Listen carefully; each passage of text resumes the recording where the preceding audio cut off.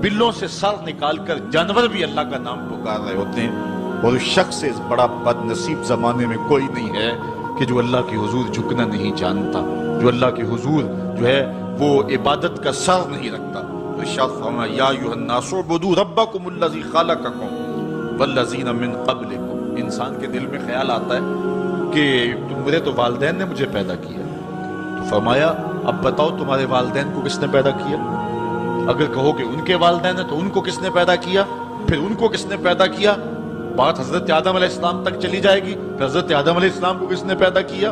तुम्हें मानना पड़ेगा, इनकार नहीं कर सकोगे कि वो रब है जो तुम्हें पैदा करने वाला है। माँ के रहम के अंदर कौन नक्शो वंगार देने वाला है?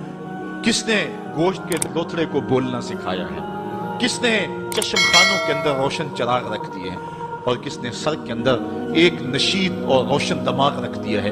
किसने हाथों को पकड़ने की कुव्वत दी और कानों को शनवाई की ताकत दी?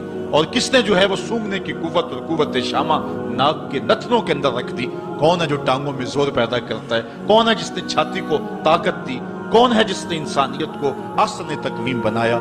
इंसान, क्या तेरा हक है कि मस्जिद के करीब से तू गुजर जाए और अल्लाह का नुमाइंदा पुकार रहा हो हय्या अलस सलाह हय्या अलल फलाह, आजा नेकी की तरफ, आजा नमाज की तरफ, और तू जो है वो उसको सुनने के बावजूद गुजर जाए? ऐसा हो सकता है कि तू उसके हुजूर आए ना, हाजिर न हो? ये बदनसीबी नहीं तो और क्या है। अल्लाह ताला जल्ला शानुहु हमें अपनी इबादत की तौफीक नसीब फरमाए और ये सादतमंदी है। अब इबादत किसे कहते हैं? इबादत के कई मफाहीम हैं।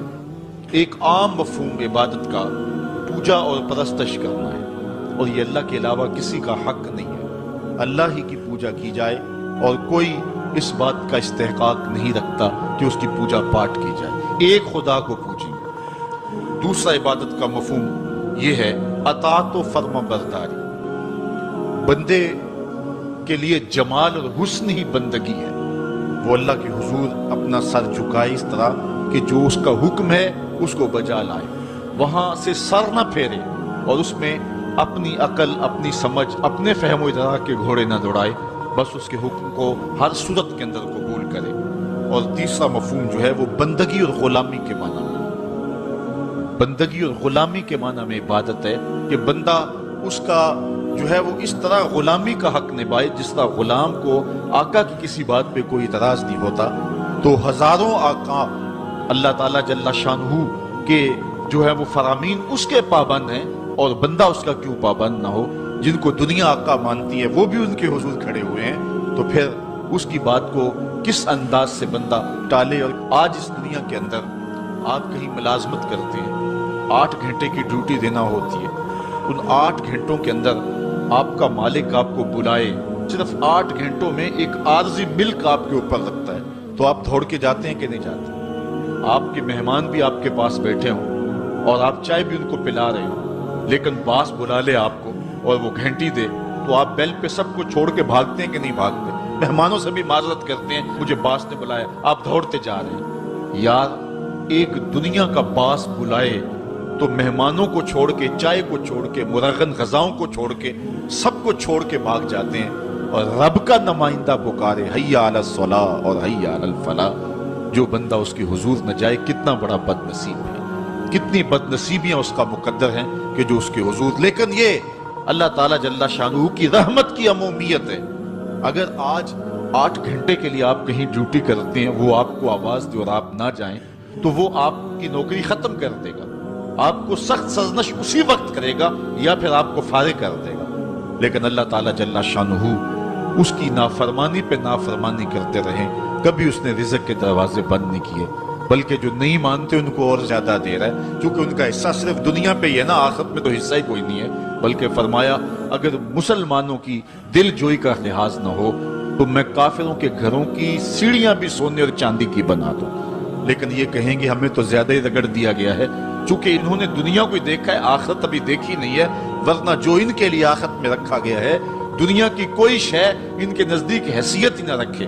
बल्कि हदीस में आता है, साहिब मिशकात ने इसको लिखा कि दुनिया के ऊपर जिसको सबसे ज्यादा तकलीफें पहुंची होंगी वो जन्नत में ले जाया जाएगा और एक मर्तबा जन्नत में जो है वो दाखिल करके निकाल दिया जाएगा और कहा जाएगा کہ بتا دنیا کے اوپر تجھے بڑی تکلیفیں پہنچی، وہ کہے گا یا اللہ مجھے تو کوئی تکلیف پہنچی ہی نہیں ہے، جنت کی صرف آب و ہوا سارے دکھ ختم کر دے گی۔ اور جس نے تخت و تاج پہ بیٹھ کے بھی زندگی ساری گزاری ہو، حدیث میں آتا ہے اس کو جہنم میں ایک ڈبکی لگائی جائے گی اور پھر اس کو کہا جائے گا بتا تو دنیا کے اوپر کوئی راحت پائی ہے؟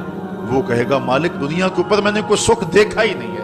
ایک ہوتا جہنم کے اندر دیا جائے گا، دنیا کے سارے سکھ ہی بھول جائے گا کہ میں وہاں بادشاہ ہوا کرتا تھا، میں وہاں حکمران ہوا کرتا تھا، میں دنیا کے اوپر جو ہے وہ اوباما تھا، میں دنیا کے اوپر بش تھا، میں دنیا کے اوپر پوری دنیا کو میں نے جو ہے وہ ریوڑ کی طرح ہانکا تھا اور انسانیت کا قتل کیا تھا، میری رونت اور میرا تکبر دنیا کو جھکا دیتا تھا۔ اس کو کوئی شے اور اپنی کوئی آکر اور کوئی بات یاد نہیں رہے گی، صرف ایک ڈبکی کی بات ہے۔ اور جس نے دکھ پہ دکھ کاٹے، غربت، تنہائی، دکھ، اذیت، مصائب، آلام، مشکلات، لیکن ایک بار جنت سے گزار کر کے جنت کی صرف آب و ہوا ہی سونگھائی جائے گی، اس کو کہا جائے گا بتا دنیا کے اوپر تجھے کوئی دکھ پہنچا؟ وہ کہے گا میرے رب دنیا پہ مجھے کوئی دکھ نہیں پہنچا۔ اب بتائیے کہ اللہ کے حضور ہم حاضر ہوں یا کہ دنیا کوئی منشا و مقصود بنا لیں؟ ہماری زندگی کی ڈگر کیا ہونی چاہیے؟ پہلی بات تو یہ ہے کہ جنت کے مقابلے میں اس دنیا کی حیثیت ہی کوئی نہیں۔ اور دوسری بات، اگر دنیا کے اوپر ہم عزتیں، سرخرویاں جس کو ہم سمجھتے ہیں یہ سرخرویاں ہیں، وہ پا بھی لیں تو وہ کتنا عرصہ ہے، پھر اس کا حساب بھی تو ہم نے دینا ہی دینا ہے۔ اس لیے ہم دیکھ لیں جتنا برداشت کرتے ہیں